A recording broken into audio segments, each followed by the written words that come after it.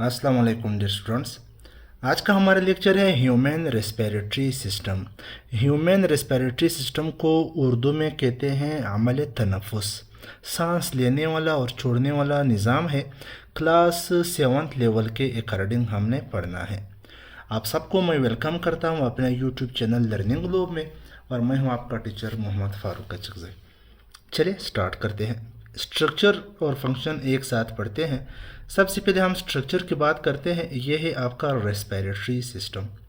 Respiratory system start होता है आपके नोज़ से।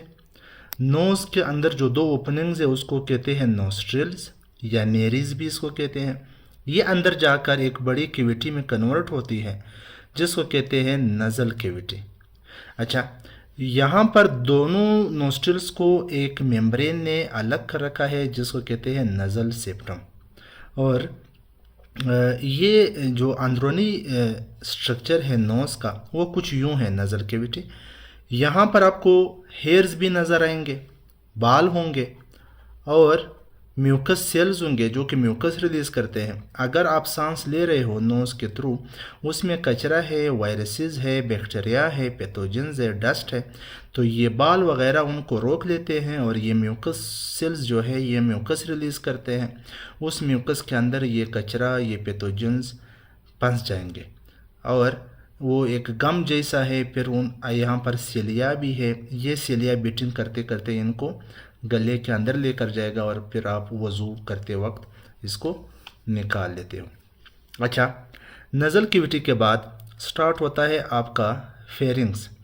फेरिंग्स ऐसा एरिया है जो कि मस्कुलर है और थोड़ा सा कार्टिलेज भी इनके अंदर है। ये कॉमन पाथवे है गैसियस एक्सचेंज के लिए भी, और साथ साथ ये कॉमन पाथवे हैं खुराक के लिए भी। और ये है आपका ट्रेकिया। फिर इसके बाद ट्रेकिया को सांस की नाली भी कहते हैं, विंड पाइप भी कहते हैं। ऐसा ना हो ये ट्रेकिया कोलेप्स हो जाए। कोलेप्स होने से बचाने के लिए नेचर ने इसके अंदर इस तरह रिंग लाइक सी स्ट्रक्चर जो है कार्टिलेज के बने हुए रिंग्स दिए हैं। अच्छा, अब ये ट्रेकिया का जो स्टार्ट है वो इस तरह है। कुछ एक एरिया है जिसका नाम है ग्लोटिस। ग्लोटिस के ऊपर एपिग्लोटिस है। इसके आसपास क्या है, इसोफेगस। जब इसोफेगस के अंदर खाना जा रहा है तो ऐसा ना हो ये खाना या खाने का कोई पार्ट हो या वाटर का लिक्विड पार्ट हो वो इस ट्रेकिया के अंदर चला जाए, तो ये एपिग्लोटिस उस वक्त क्लोज हो जाता है ताकि हमारे सांस की नाली में कोई खुराक ना चली जाए। और अगर कोई चीज़ उधर चली जाए तो उस वक्त तक हमें खांसी होती रहेगी जब तक ये बाहर ना आ जाए। अच्छा, ये जो ग्लोटिस एरिया है यहाँ पर एक ऐसा स्ट्रक्चर है जिसको हम कहते हैं लैरिंग्स। लैरिंग्स के अंदर दो वाइब्रेशन वाले कार्ड्स है जिसको वोकल कार्ड्स या साउंड बॉक्स कहते हैं।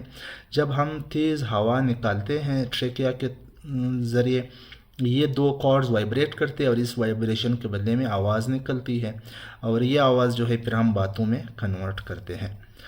जब ट्रेकिया ख़त्म होता है तो वहाँ पर स्टार्ट होता है दो और नालियाँ जिनको कहते हैं ब्रोंकस।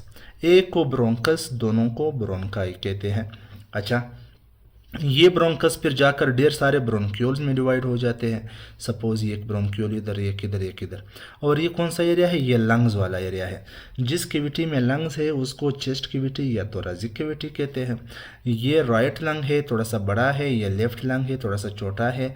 लेफ्ट लंग इस वजह से छोटा है जिसने हार्ट के लिए जगह छोड़ा है।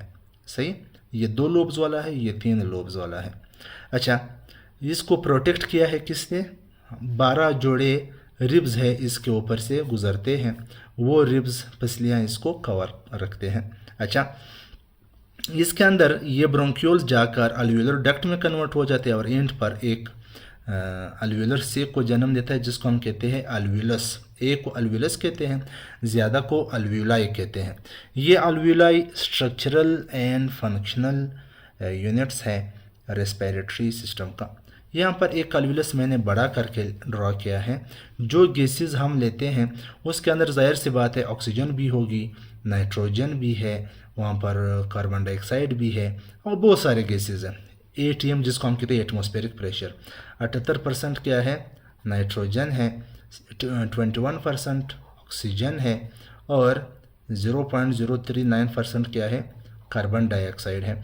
ये सारे गैसेस अल्वेलस तक जब पहुंच जाते हैं तो उसके बगल में ब्लड कैपिलरी जाती है जहां पर ऑक्सीजन की कमी है। तो यहाँ पर मिसाल के तौर पर ये एक मॉलिक्यूल है ऑक्सीजन का, ये दूसरा है, ये तीसरा है, लेकिन इस अल्वेलस के अंदर 50 मॉलिक्यूल्स ऑफ ऑक्सीजन हो, तो 50 वाले अक्सर कोशिश करते हैं कि कम वाले की तरफ चले जाए। इस अमल को हम कहते हैं diffusion, the movement of molecules from higher concentration to lower concentration. तो सिंपल डिफ्यूजन के थ्रू ऑक्सीजन यहाँ आ जाएगी।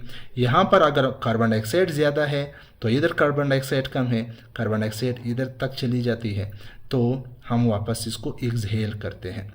यहाँ से गैसेस लेना ये इनहेलेशन है, इधर से वापस कार्बन डाइऑक्साइड भेजना ये है एक्सपायरेशन या एक्सहेलेशन। हम ये सांस लेते क्यों है, इसकी ज़रूरत क्या है, याद रखिएगा। ये मैं आपको ज़्यादा डिटेल नहीं दे रहा हूँ, बिल्कुल 7th लेवल पर सिंपल पढ़ा रहा हूँ। अच्छा, यहाँ पर देखो, जब हम खुराक खाते हैं तो उसको हम छोटे छोटे टुकड़ों में डिवाइड करते हैं और फिर उन छोटे छोटे टुकड़ों को सेल्स तक पहुँचा देते हैं और फिर उसकी ऑक्सीडेशन करते हैं, यानी ऐसा ब्रेकडाउन उसके करते हैं जिनसे हमें ATP एनर्जी मिल जाए। और उस वक्त ऑक्सीडेशन के लिए ऑक्सीजन की ज़रूरत है, इस वजह से हम रेस्पिरेशन करते हैं, हम सांस लेते हैं। ऑक्सीजन की ज़रूरत क्यों है? ऑक्सीडेशन रिडक्शन के लिए, मेटाबॉलिज्म के लिए, ब्रेकडाउन ऑफ खुराक के लिए। अच्छा, इसके लिए ऑक्सीजन की ज़रूरत है और इसके बदले में carbon dioxide as a by product बनता है, एज ए गंदी गैसेस, जिसको हमने वापस एक्सहेल करना होता है। 1 मिनट के अंदर तकरीबन हम 16 बार सांस लेते हैं और ये औसत है, ज़्यादा और कम हो सकता है। नेक्स्ट लेक्चर तक मुझे इजाज़त दीजिए और अपना ख्याल रखिए। अल्लाह हाफ़िज़।